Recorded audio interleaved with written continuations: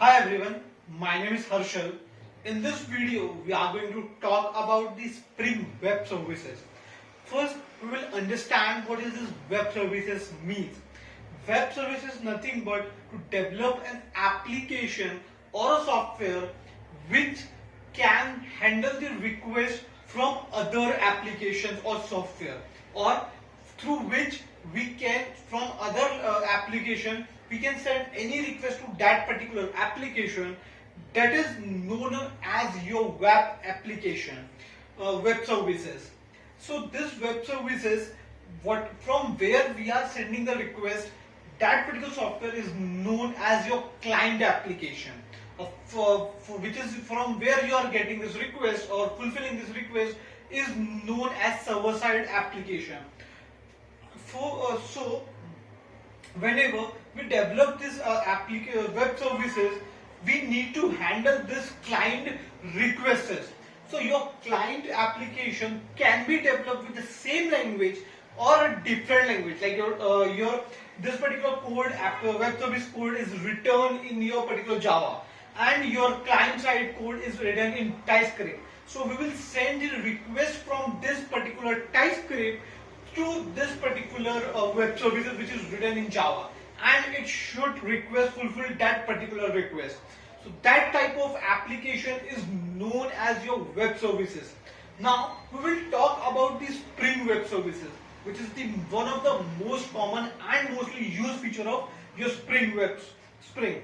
So this Spring has a particular architecture which is developed by the Spring community. So this particular Spring architecture have your Spring Core, then your Spring Security, Spring XML, XOM, and your Spring Security. First, we will talk about the Spring Core. This Spring Core is the most important part. It provides the central interface for your particular for your SOP, client side, your server side application, and for all other features. Now we will talk about the second part, which is your Spring Security. So this Spring Security will help you to encrypt and decrypt your code, particularly your all the code which is written your SOP messages. So it will help you to encode and decode your SOP. Then second part is your particularly your Spring XOM. This XOM is provide the mapping for the XML versus your object. Whatever your object of whatever mapping you are doing from XML against your object, it will going to done by your XOM.